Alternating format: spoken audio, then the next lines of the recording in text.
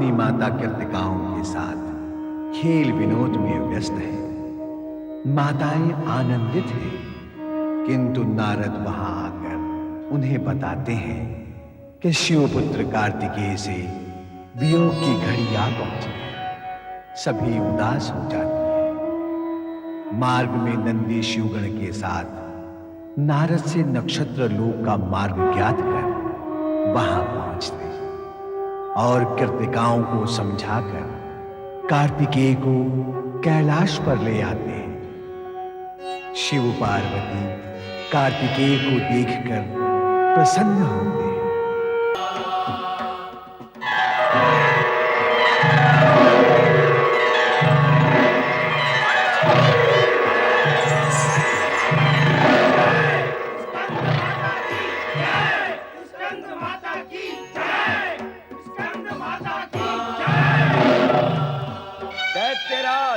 महाबली तारकासुर की जय हो। जय हो। असुर सम्राट महाबली तारकासुर की जय हो। जय हो।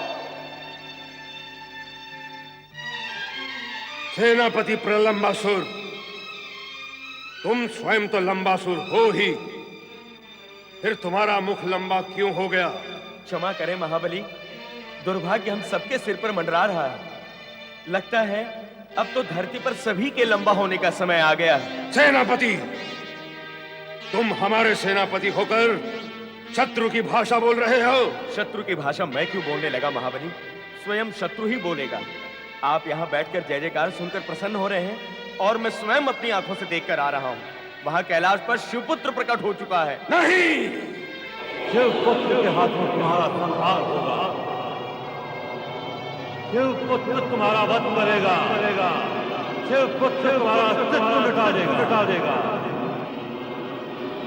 शिवपुत्र तुम्हारा अस्तित्व मिटा देगा। नहीं नहीं नहीं, शिवपुत्र के हाथों हमारा संहार नहीं होगा। शिवपुत्र का संहार हमारे हाथों होगा, हमारे हाथों। शिवपुत्र का वध हमारे हाथों होगा। सेनापति, आज्ञा करे महाबली। कैलाश पर आक्रमण करने की तैयारी करो। नारायण नारायण। कैलाश पर आक्रमण करने की भूल कदापि न करना दैत्यराज, अन्यथा तुम्हारे वंश का सर्वनाश हो जाएगा। जिसके पुत्र के हाथों तुम्हारी मृत्यु का योग लिखा है, उसी पर यदि आप आक्रमण करोगे तो आपकी दशा क्या होगी, इसका अनुमान आप स्वयं लगा सकते हैं। अनुमान लगाने जैसा घटिया काम तुम करो नारद। हम तो परिणाम तक पहुंचने के लिए निर्णय लेते हैं। नारायण नारायण। दैत्यराज, कभी कभी आप भी घटिया काम कर ही लिया करो, ताकि आयु बढ़ने के कष्ट से बचे रहोगे, है ना? नारद, तुम हमारे शत्रु और देवताओं के मित्र हो। महाबली तारकासुर, जिस दिन आप देवता बन जाओगे उसी दिन मैं आपका मित्र बन जाऊंगा। पर मैं ये जानता हूं कि वो दिन कभी नहीं आएगा। नारायण नारायण। कौन सा दिन? वही दिन जिस दिन आप ये समझोगे कि आक्रमण करने से रक्षा नहीं, विनाश ही विनाश होता है। नारद, तुम्हें शब्दों का जाल बुनना आता है, परंतु हमें शब्दों को समझने के लिए अपनी बुद्धि पर बल देना पड़ता है। नारायण नारायण। दैत्यराज, बल डाले नहीं, उन्हें निकाले। क्या कहते हो नारद? मैं सत्य ही कह रहा हूं। कभी कभी प्राणी की बुद्धि पर बल पड़ जाते हैं, उन्हें समय पर न निकाले जाएं तो जीवन बलहीन हो जाता है। दैत्यराज, शिवजी महाशक्ति के मूल केंद्र हैं। उनसे टकराने का एक ही अर्थ होता है, स्वयं का विनाश। तो फिर मैं क्या करूं? शिवपुत्र द्वारा मेरा वध होगा, तो मैं कहां जाऊं? इससे तो अच्छा है कि मैं ब्रह्मा जी की चेतावनी न मानकर पुनः स्वर्ग पर आक्रमण कर दूं। नारायण नारायण। दैत्यराज, आपने अपने आप से शत्रुता करने की शपथ ली है क्या? मेरे बार बार मना करने पर भी आप मृत्यु को आह्वान करते ही रहते हैं। करो स्वर्ग पर आक्रमण और देख लो परिणाम। विनाश काले विपरीत बुद्धि।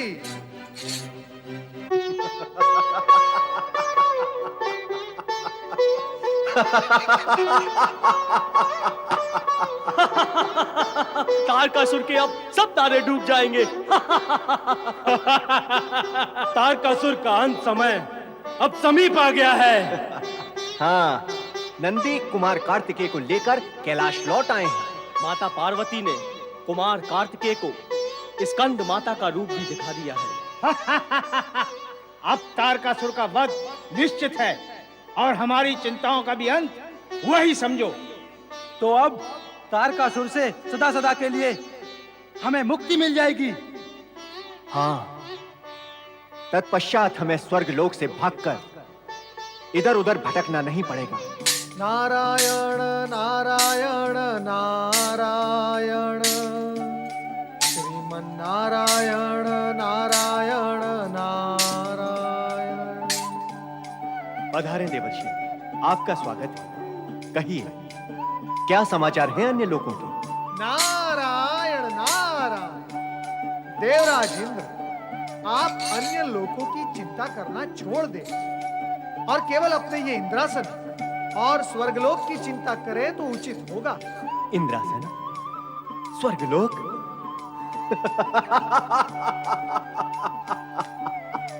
देवर्षि, अब हमें इस इंद्रलोक और इंद्रासन की चिंता करने की क्या आवश्यकता है?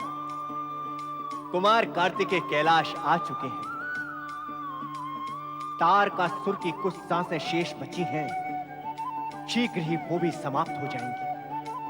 तत्पश्चात हमें चिंता करने की क्या आवश्यकता है? नारायण नारायण, यही सारी गड़बड़ होती है। वो कैसे देवर्षि? देवराज, हम नीति और नियम को स्वार्थ के नीचे रख देते हैं। जब ऐसा होता है हमें कष्ट होता है, और जब हम नीति और नियम को स्वार्थ के ऊपर रखते हैं तो कष्ट हमसे दूर भागने लगता है। आपका अभिप्राय क्या है? मेरा अभिप्राय वही है जो आपका नहीं है। देवराज, कुमार कार्तिकेय के कैलाश पर आने से आप सभी देवगण प्रसन्न हैं? क्यों क्यों प्रसन्न हैं आप? आप सब कुछ जानते हुए भी इतने अज्ञानी क्यों बन रहे हैं देवर्षि? क्या आपको ज्ञात नहीं है कि शिवपुत्र द्वारा ही तारकासुर का वध होगा? देवराज, कुमार कार्तिकेय को तारकासुर तक कौन ले जाएगा? कौन कहेगा कुमार कार्तिकेय से कि वे तारकासुर का वध करें? क्या शत्रुता है उनकी तारकासुर से? क्यों करेंगे वे तारकासुर का वध देवराज, क्यों?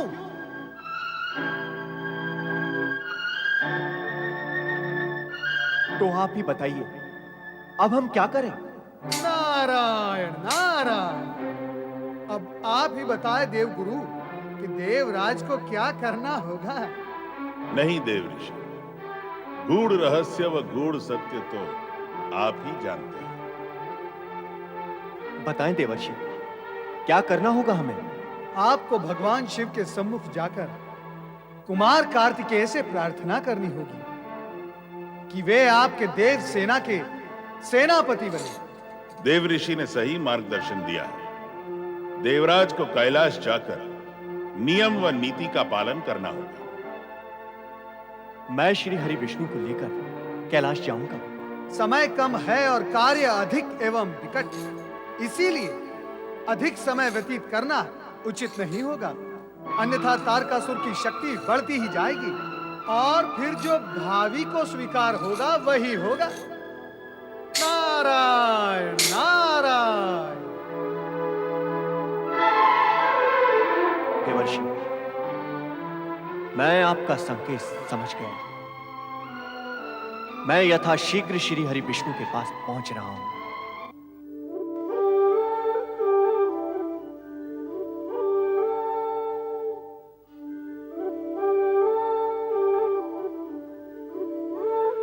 लगता है प्रभु योग निद्रा में है। जग पालन करता श्री हरि विष्णु की जय हो।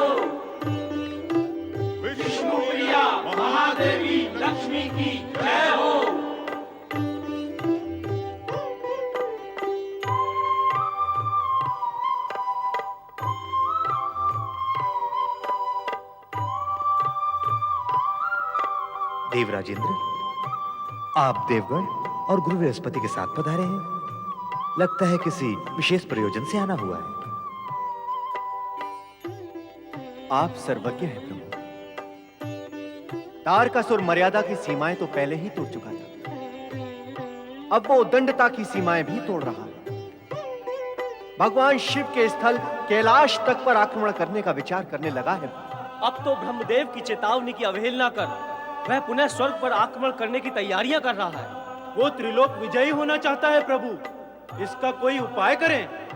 आप सभी निश्चिंत हो जाएं। तारकासुर का अंत अब समीप है। आप सभी को विदित होगा कि शिव पुत्र कार्तिकेय कैलाश पर पहुंच चुका है। हाँ भगवान, कुमार कार्तिकेय कैलाश पर तो पहुंच गए, परंतु उन्हें तारकासुर के सम्मुख भी तो पहुंचाना होगा। इसके लिए कुमार कार्तिकेय को देवसेना का सेनापति बनाना होगा। क्या वे इस कार्य के लिए तैयार होंगे? इससे पूर्व शिव पार्वती की आज्ञा लेनी होगी। आप सभी कैलाश जाकर शिव पार्वती से प्रार्थना करें कि वे आपको अनुमति दे सकें, ताकि आप कार्तिकेय को सेनापति पद पर सुशोभित कर सकें। क्या भोलेनाथ और माता पार्वती हमारी प्रार्थना स्वीकार करेंगे? हमें अनुमति प्रदान करेंगे? ना करने का क्या कारण हो सकता है? कुमार कार्तिकेय अभी बालक है भगवान। माता पिता का पुत्र प्रेम मार्ग में बाधक भी तो हो सकता है। अवश्य हो सकता है, परंतु बाधा के अतिरिक्त महेश्वर उस सत्य से भी परिचित हैं जो भविष्य में घटित होने वाला है। प्रभु, आपसे विनम्र प्रार्थना है कि देवगण के हित का विचार कर आप भी हमारे साथ कैलाश चलें। आपकी अति कृपा होगी। हम सब आपके नेतृत्व में ही कैलाश जाएंगे, तो सफलता की अधिक संभावना रहेगी। हम सभी देवगण की यही इच्छा है श्रीहरि। आप सभी की यही इच्छा है तो मैं सहज कैलाश चलने के लिए तैयार हूं। वर्षों पश्चात शिव पार्वती का अपने पुत्र से मिलन हुआ है। वे अपने पुत्र के प्रेम में निमग्न होंगे। अब ऐसे में उनसे उनके पुत्र को सेनापति बनाकर युद्ध में भेजने व तारकासुर का वध करने के लिए कहना तर्क संगत तो नहीं लगता, परंतु समय की आवश्यकता के अनुसार यह ठीक भी है। चलो चलें कैलाश। हर हर महादेव, हर हर महादेव। माँ, छोड़ो ना, छोड़ो ना माँ। नहीं पुत्र नहीं, आज मैं तुम्हें अपने से अलग नहीं होने दूंगी। पर मैं अलग होने के लिए नहीं छूटना चाहता, पर मैं दब रहा हूँ माँ। देवी ऐसा ही करती थी, तुम्हारी ही भांति ऐसे जोर से दबाती थी और फिर ऐसे ही गाल पर चपत मारती थी। चुमती भी ऐसे ही थी।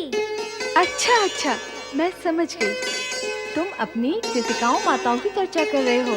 हाँ माँ, बार बार उनसे मिलने की इच्छा होती है। मुझसे मिलने के बाद भी उनसे मिलने की इच्छा होती है? क्या मैं उनसे कम प्यार करती हूँ? नहीं माँ, यह कहना तो बहुत कठिन है कि मुझसे कौन अधिक प्यार करता है, पर मेरी इच्छा यही है कि तुम उन्हें यहाँ बुलाओ, उनसे मिलो। मेरा भी उनसे मिलना हो जाएगा। उन्हें बुलाओगी ना माँ? हाँ हाँ अवश्य। कितना बड़ा उपकार है उनका तुम पर और मुझ पर। वर्षों तक उन 6 माताओं ने अपने लाड प्यार से तुम्हारा लालन पालन किया, तुम्हें माता का स्नेह दिया। उन्हें न मैं भुला सकती हूँ न तुम। मैं तुम्हारे पिता से कहूँगी कि वे उन्हें यहाँ आमंत्रित करें, ताकि तुम उनके और वे तुम्हारे साथ कुछ समय साथ रह सकें। जय शिव शंकर, जय भोलेनाथ, हर हर महादेव।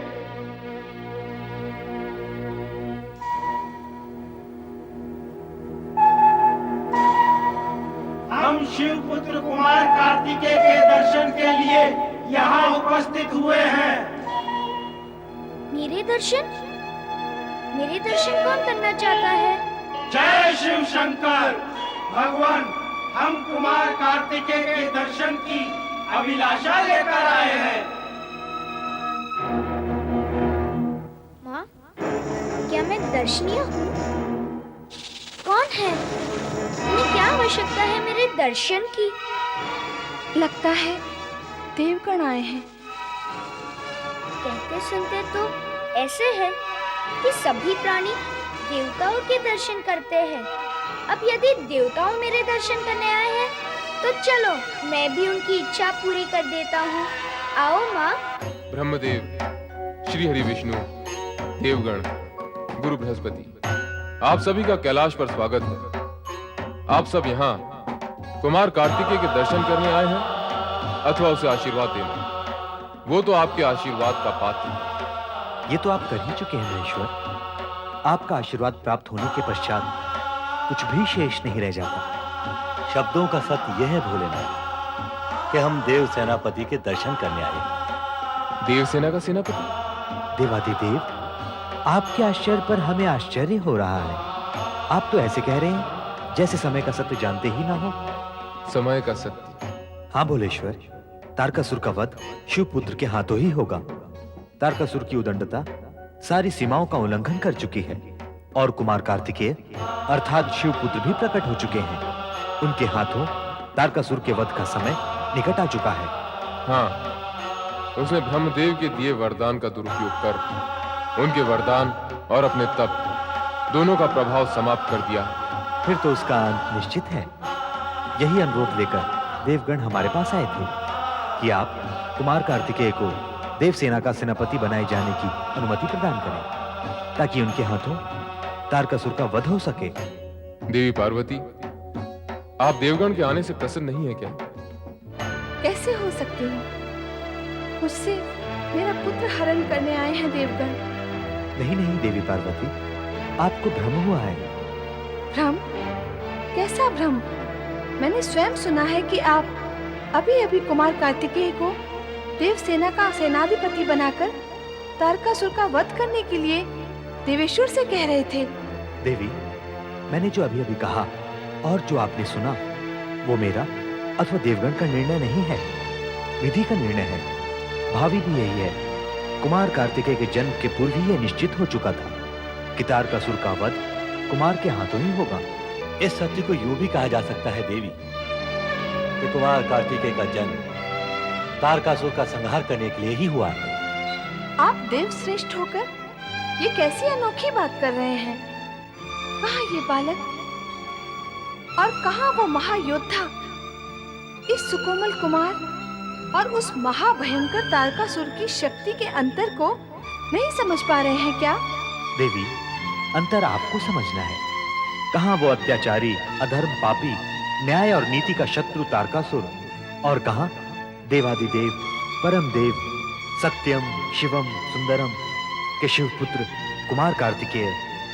आयु और आकार के अंतर को ना देखी देवी, सत्य असत्य, धर्म अधर्म, पाप और पुण्य के अंतर को देखें। जगत माता पार्वती और जगत पिता शिव शंकर के पुत्र के सम्मुख भला वो पापाचारी टिक सकेगा?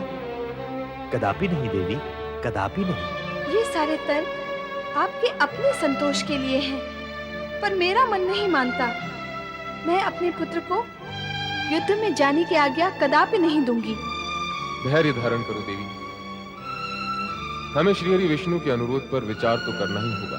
हाँ देवी, अन्यथा तारकासुर अधिक शक्तिवान होकर देवगणों को दुर्बल करने का प्रयत्न करने से नहीं चुकेगा। वो तो अब भी आक्रमण करने के लिए घात लगाए बैठा है। समय रहते यदि उसका दमन नहीं किया गया तो भविष्य में वह और भी कष्टदायी सिद्ध होगा। उसे इस सत्य का ज्ञान हो चुका है कि उसका वध केवल शिवपुत्र द्वारा ही होगा। अब यदि उसे यह सूचना भी मिल गई कि कुमार कार्तिकेय की माता पुत्र को इस कार्य की अनुमति नहीं दे रही है, तो वह और भी निरंकुश होकर अधिक अत्याचार करेगी। सत्य का ज्ञान, सूचना का ज्ञान, तारकासुर की निरंकुशता, इतनी सब चर्चाएं करके आप मुझे मेरे पुत्र के प्रति निर्दयी नहीं बना सकते। मैं एक बार कह चुकी हूँ कि कार्तिकेय तारकासुर से युद्ध करने नहीं जाएगा। वह मेरा पुत्र है और एक बालक। इसके अतिरिक्त मैं अन्य कोई सत्य और तर्क नहीं जानती। और जानना भी नहीं चाहती। माता पार्वती, फिर हमारा क्या होगा? हमने तो वर्षों तक शिवपुत्र की प्रतीक्षा की है। विवाह के पश्चात ही कैलाश भवन में भगवान शिव शंकर और हाँ देवी, यह सत्य है कि देवगण ने वर्षों तक प्रतीक्षा की है कि शिवपुत्र की उत्पत्ति के पश्चात तारकासुर का अंत निश्चित है। क्या आवश्यकता थी ऐसी प्रतीक्षा की? और ये भी क्या आवश्यक है कि तारकासुर का संहार इस अबोध बालक के हाथों से ही हो? आप हैं, ब्रह्मा जी हैं, देवराज हैं, शिव शंकर और अन्य अनेक शक्तिशाली देवगण हैं जो एक ही पल और एक ही प्रहार में तारकासुर को समाप्त कर सकते हैं। फिर कुमार कार्तिकेय के लिए ही इतना हठ क्यों? इसका भी कारण है माता पार्वती। मैं भी तो सुनूं, क्या है वो कारण? ब्रह्मदेव ने तारकासुर को सर्वशक्तिमान होने का वरदान दिया था। सर्वशक्तिमान होने का वरदान दे दिया उस राक्षस को, उस तारकासुर को, जो न्याय, नीति, धर्म, कर्म, चरित्र और शालीनता के विषय में कुछ नहीं जानता, जिसके जीवन का ध्येय स्वर्ग के सिंहासन पर बैठकर विलास, विनोद और अपने पद व अधिकार का दुरुपयोग करना ही है, जो लोक सेवा के विषय में करना तो क्या, कुछ सोचने की क्षमता और शक्ति नहीं रखता, उसे सर्वशक्तिमान होने का वरदान दे दिया। आप त्रिदेव ऐसा करते क्यों हैं? कुपात्र को वह क्यों दे देते हैं जिसके वह योग्य ही नहीं होता? और जब दुष्परिणाम सामने आते हैं तो इधर उधर भागते फिरते हैं। भूल यदि आपसे हुई है तो उसका भुगतान वह क्यों करे जो इस भूल के विषय में कुछ जानता ही नहीं? देवी, देवराज जो कारण बता रहे थे वे अभी पूर्ण नहीं हुए। अर्थात अन्य कारण भी शेष हैं। बताइए देवराज, अन्य वे क्या कारण हैं जिसके कारण आप सभी देवगण को ऐसा अनुरोध करना पड़ रहा है जो मेरे लिए मातृत्व की परीक्षा बनता जा रहा है? नहीं माता पार्वती, हम आपकी परीक्षा लेने की धृष्टता नहीं कर सकते। मैं तो केवल आपसे निवेदन कर रहा था कि ब्रह्मदेव ने तारकासुर को सर्वशक्तिमान होने का वरदान अवश्य दिया था, किंतु उसकी पाशविकता पर एक अंकुश भी रख दिया था, यह कहकर कि उसकी मृत्यु शिवपुत्र के हाथों ही होगी। हाँ देवी पार्वती, यदि ब्रह्मदेव वरदान देने के पश्चात तारकासुर के साथ शब्दबद्ध एवं प्रतिबद्ध न हो गए होते तो मेरा सुदर्शन अथवा महेश्वर का त्रिशूल कब की उसकी यह लीला समाप्त कर चुका होता। वैसे भी असुरों को मारने के लिए देवपुत्रों को बालपन से ही तत्पर रहने का अभ्यास करना होगा। हाँ, इतने समय से मैं यही सुनना चाह रहा था। सभी मुझे बालक समझते हैं, माँ तो स्नेहवश अधिक ही मुझे बालक समझती है। ये सच है कि मैं बालक हूँ, पर पुत्र किसका हूँ? असीम शक्तिवान पिता और परम शक्तिशालिनी माता का पुत्र हूँ। ऐसे पुत्र को तो उस असुर का वध करना चाहिए जो निर्दोष प्राणियों को कष्ट देता है। कुमार कार्तिकेय की जय! कुमार कार्तिकेय की जय! कुमार कार्तिकेय की जय! माँ, अब तो मेरी जयकार भी हो गई है। मुझे युद्ध में जाने की अनुमति दो ना माँ। पिताश्री, माँ से कहे ना कि मुझे आज्ञा दे। माँ। नहीं पुत्र, नहीं, मेरा मन नहीं मानता। शक्तिशालिनी माता तो अपने पुत्र को भी शक्तिशाली बनाती है और तुम तो मुझे दुर्बल बना रही हो। कार्तिकेय, तू समझता क्यों नहीं है पुत्र? माँ, यह कार्य तो तुम ही कर लो ना।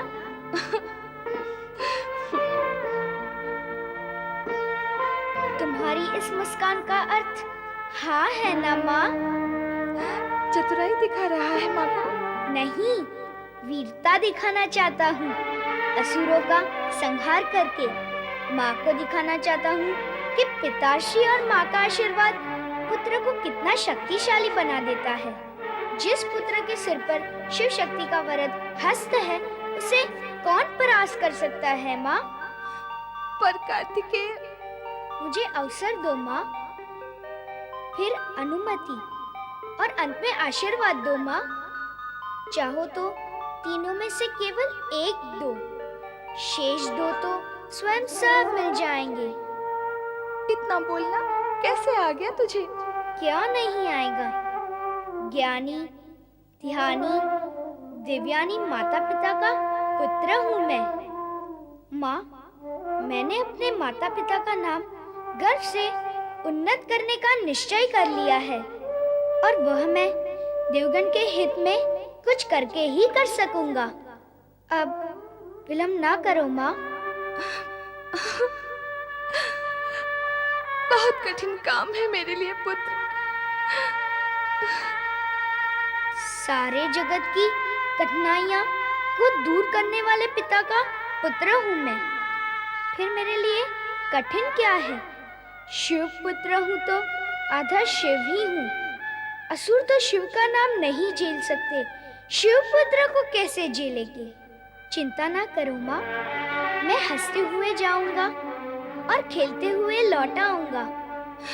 पुत्र, मैंने देवगण के तर्कों पर विचार नहीं किया, पर तुम्हारे पराक्रम पर मुझे पूरा विश्वास है। माँ, अब ऐसा करो, मेरे तर्कों पर विचार करो और देवगण के पराक्रम पर विश्वास करो। यह सब भी मेरे साथ युद्ध में होंगे ही ना? देवी, तर्क, पराक्रम और विश्वास अपने स्थान पर उचित है, पर यह भी सत्य है कि तारकासुर का वध कुमार कार्तिकेय के हाथों से ही होगा। तुम्हारी ममता और पुत्र के प्रति आशंका व सुरक्षा की भावना भी उचित ही है, पर कुमार कार्तिकेय द्वारा पूर्ण किए जाने वाले कार्य व उद्देश्य की पवित्रता सर्वोपरि है। सभी देवताओं का इन्हें समर्थन प्राप्त है। अतः मेरा यह अनुरोध है कि तुम अपनी समस्त आशंकाओं को छोड़कर कुमार कार्तिकेय को आशीर्वाद देकर इन्हें युद्ध के लिए भेजो।